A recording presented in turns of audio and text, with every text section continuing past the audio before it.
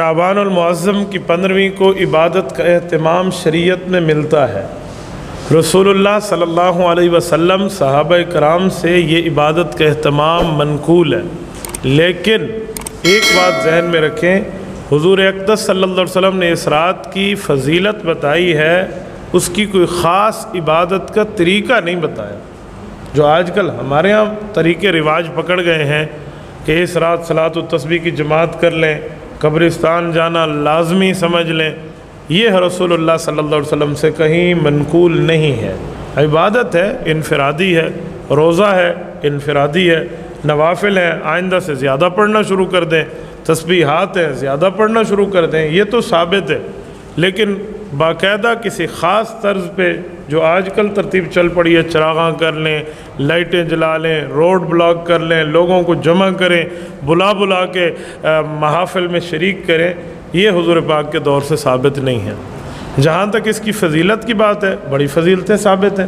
قرآن کریم کی آیات میں بھی مفسرین نے اس پر اشارتاً روایات لکھی ہیں، اور احادیث پاک میں تو بڑی تفصیل سے منقول ہے، تو یہ ثابت ہے، لیکن اس کا کوئی خاص طریقہ ثابت نہیں ہے۔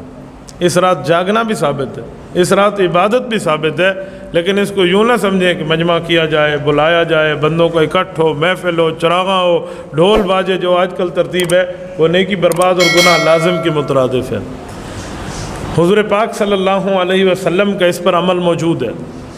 جامع ترمذی میں حضرت عائشہ رضی اللہ عنہ فرماتی ہیں، فقدت رسول اللہ صلی اللہ علیہ وسلم لیلۃ فخرجت فاذا هو بالبقیع۔ ایک رات اللہ کے رسول میرے ساتھ سوئے، رات کو میں نے رسول اللہ کے بستر پہ دیکھا تو بستر خالی، تو میں اللہ کے رسول کے پیچھے باہر نکل کے دیکھنے لگی کہ حضور کہاں ہے، تو میں نے جنت البقیع میں دیکھا اللہ کے رسول موجود تھے۔ میں نے اللہ کے رسول سے پوچھا، یا رسول اللہ آپ ادھر آ گئے؟ حضور علیہ السلام نے فرمایا، آج شعبان کی رات ہے، اللہ رب العزت مغفرت کے دریا بہا دیتے ہیں، میں اس لیے قبرستان آیا ہوں۔ مفتی اعظم پاکستان مفتی محمد شفیع عثمانی رحمۃ اللہ علیہ فرماتے ہیں کہ یہ بات ثابت ہے، لیکن پوری زندگی میں ایک بار۔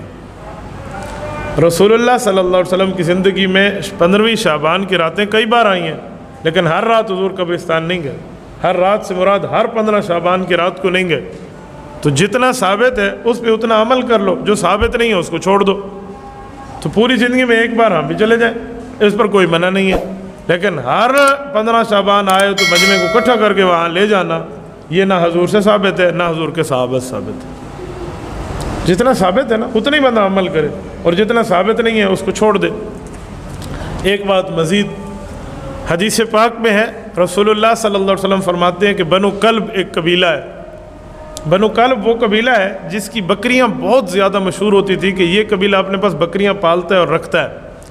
تو حضور پاک صلی اللہ علیہ وسلم نے ارشاد فرمایا کہ بنو کلب کی بکریاں جتنی ہیں نا، ان بکریوں کے جسموں پر جتنے بال ہیں، ان سے زیادہ اللہ پاک اس رات میں عبادت کرنے والوں کو معاف فرما دیتے ہیں۔ جتنی بکریوں کے بال ہیں نا، ان بالوں سے تعداد میں بڑھ کے بندے بخشے جاتے ہیں اس رات، اور اس کو لیلۃ البرات کہا جاتا ہے، بخشش کی رات۔ برات کہتے ہیں آزادی کو، جہنم سے آزادی، تو آزادی ملتی ہے اس رات، تو اس رات عبادت کرنی چاہیے۔